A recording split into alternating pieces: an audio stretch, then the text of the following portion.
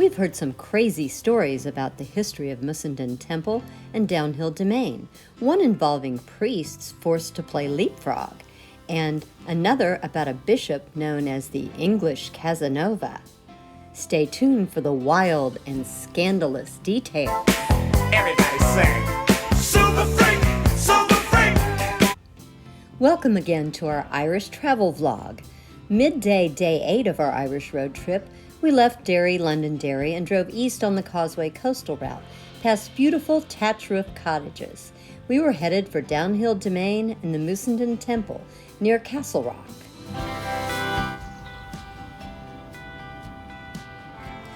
Thanks to Siri taking us the, quote, shortest route, we somehow missed the Lion's Gate main entrance and ended up at the Bishop's Gate instead. This gate has a wonderful fairy tale feel to it, and because it was unattended, we walked right in. Later, as we were leaving, we dropped a donation in the box provided.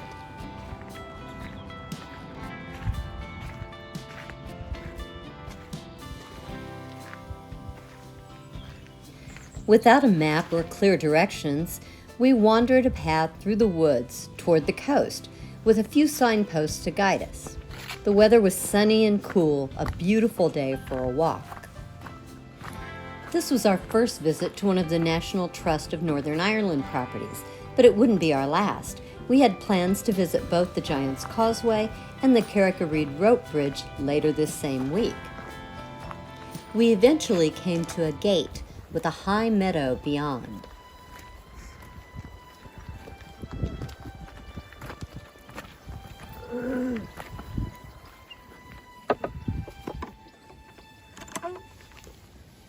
Keep the sheep in.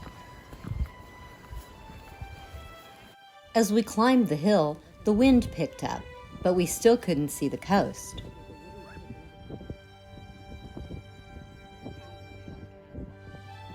The land opened up into an immense hilltop plain. To our left were the ruins of Downhill House.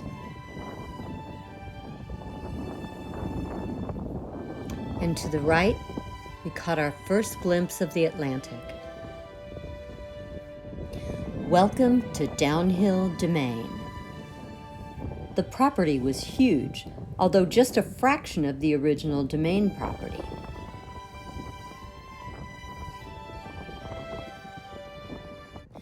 Downhill House was built in 1780 by Frederick Hervey, the 4th Earl of Bristol and the Bishop of Derry.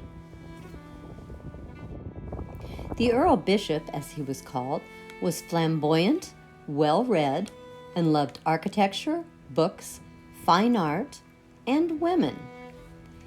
Though he was married and had 5 children, he was known as the English Casanova because of the many affairs he had.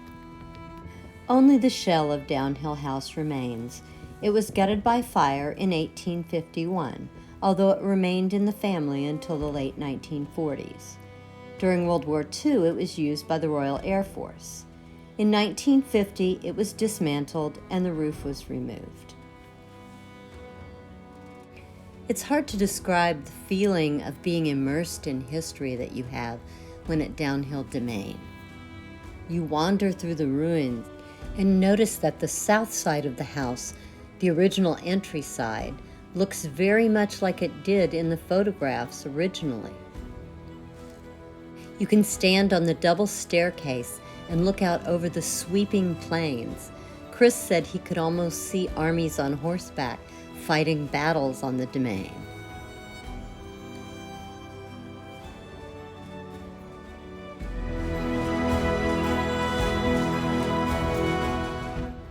We continued on around the side of the house and headed back toward the coast through the gates.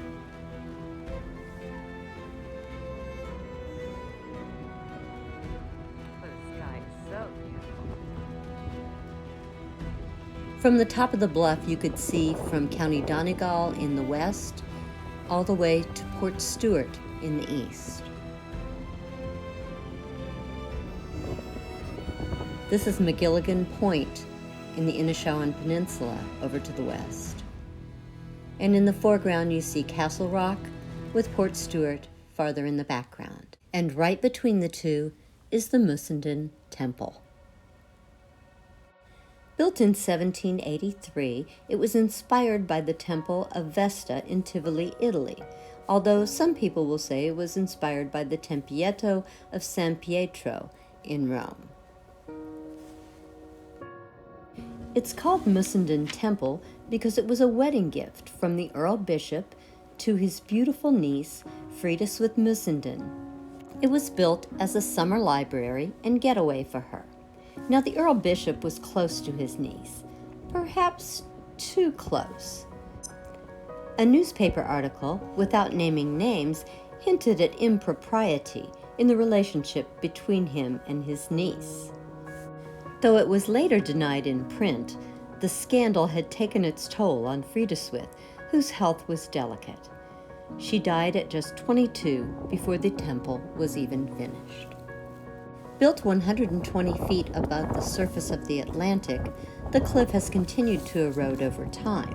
By 1997, the temple was mere inches from the edge. In 1998, the World Monuments Watch determined that the cliff had receded 30 feet.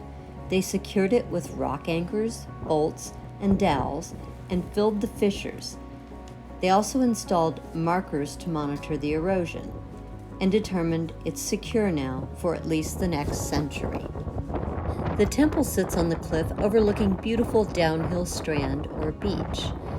There's actually a railroad tunnel underneath the cliff, and you can see the tracks here. The train runs from Derry, Londonderry, to Belfast.